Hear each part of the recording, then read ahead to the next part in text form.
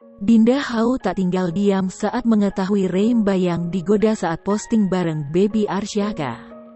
Dinda Hau balas begini, kehidupan Dinda Hau dan Ray Mbayang tak terlepas dari sorotan publik. Pasangan artis tersebut tengah sibuk mengurus buah hati tercinta, Arsya Khalif Muhammad Mbayang.